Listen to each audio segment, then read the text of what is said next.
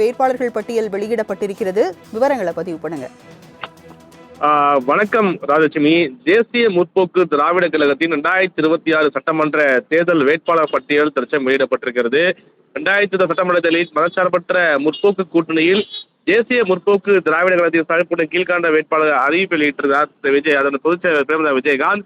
மிக முக்கியமாக விருதாச்சலத்தில் பிரேமலதா விஜயகாந்த் போட்டியிடுவதாக அதிகாரப்பூர்வ அறிவிப்பில் இருக்கிறது.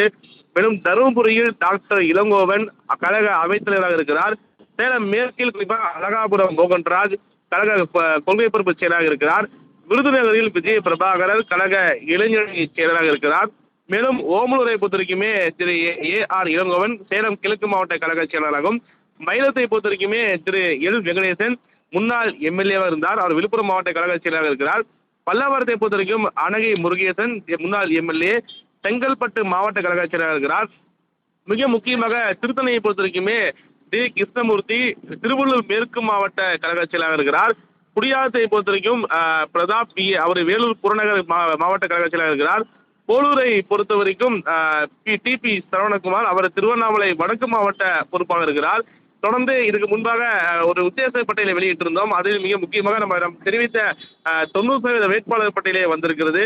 மிக முக்கியம் ஒன்றாக மிக முக்கியமாக இந்த இரண்டு அதாவது திமுக கூட்டணியில் 10 இடங்கள் கோரியில் 10 இடங்கள் ஒதுக்கப்பட்டது. அதற்கு குறிப்பாக தொகுதியில் ஒதுக்குவதில் பல்வேறு குளறுபடிகள் தொடர்ந்து இழுபறியில் ஈடுபட்டதில் விருதாச்சலம் குறிப்பாக விருதுநகருக்கு மற்ற கூட்டணி கொடுக்க வேண்டும் என்ற கோரிக்கையை காங்கிரஸ் உள்ளிட்ட கம்யூனிஸ்ட் கட்சி கோரிக்கை வைத்து பார்க்க முடியுது. அதனைத் தொடர்ந்து போராடி பெற்ற இந்த தொகுதியில் அதிகாரப்பூர்வமாக பிரேமலதா விஜயகாந்த் விருதாச்சலத்தில் போட்டியிட அறிவிக்கப்பட்டிருக்கிறது. விருதுநகரில் விஜய பிரபாகர் போட்டியிடுவதாக அறிவிக்கப்பட்டிருக்கிறது. என விருதுநகரை பொறுத்த காங்கிரஸ் தொகுதியாக இருக்கிறது.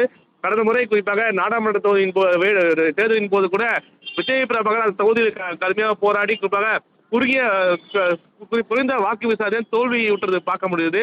ஆனால் மீண்டும் சட்டமன்ற தேர்தலில் அந்த தொகுதியில் போட்டியிடுவதாக அதிகாரப்பூர்வ அறிவிப்பு வெளியிட்டிருப்பது மிக முக்கிய ஒன்றாக. அந்த அடிப்படையில் திமுக கூட்டணி கட்சியை சேர்ந்த திமுக தற்சமயம் தன்னுடைய வேட்பாளர் அறிவித்த நிலையில அதனை தொடர்ந்து தேசிய முற்போக்கு திராவிட கழகம் திமுக கூட்டணியில் அங்க வைக்கும் தேமுதிக தற்சமயம் தன்னுடைய 10 தொகுதிக்கான வேட்பாளர் பட்டியலை வெளியிட்டிருப்பது மிக முக்கிய செய்தியாக பார்க்கப்படுகிறது. ராஜலட்சுமி,